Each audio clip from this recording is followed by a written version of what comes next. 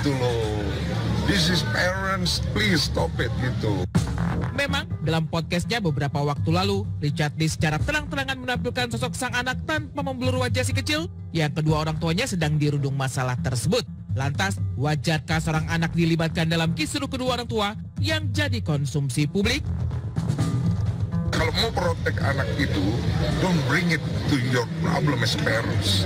Itu tuh poin gue gitu. Lu bayangin ya, lu punya anak ya, itu masih kecil, lu belum terlalu tahu semua lah. Dia, lu framing dia, lu taruh dia di media sebagai jejak digital semua lah.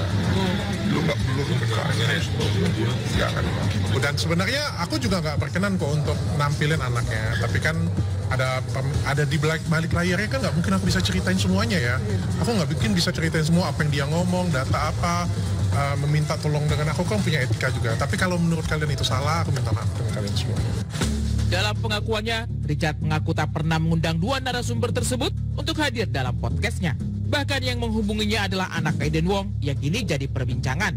Gadis cilik itu diakui Richard menghubunginya agar bisa memberikan klarifikasi atas apa yang sebenarnya terjadi. Kalau memang benar, bring it to the court. Iya ngerti kan? Bawa ke pengadilannya, jangan bawa ke publik gitu loh.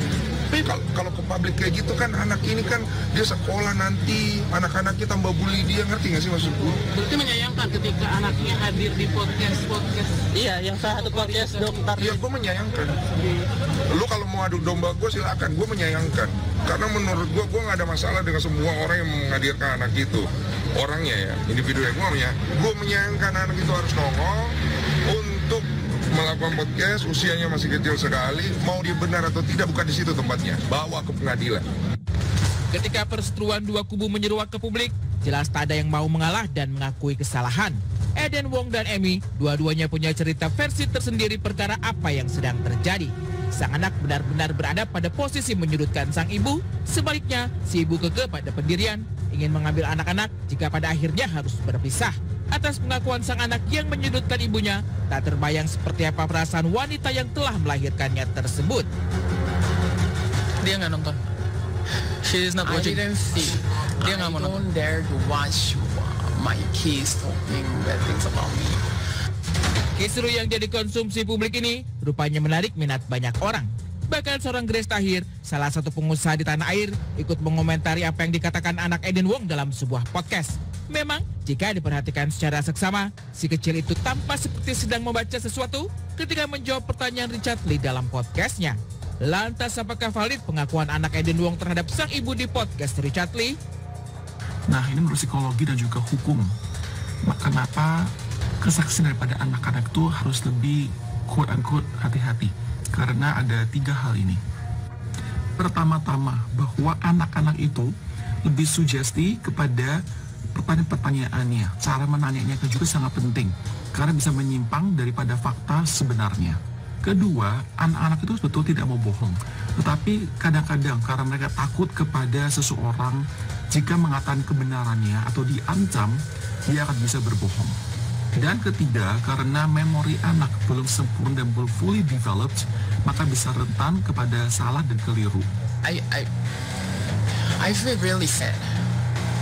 And I feel really angry. I kind of anticipated this. I know my husband very well.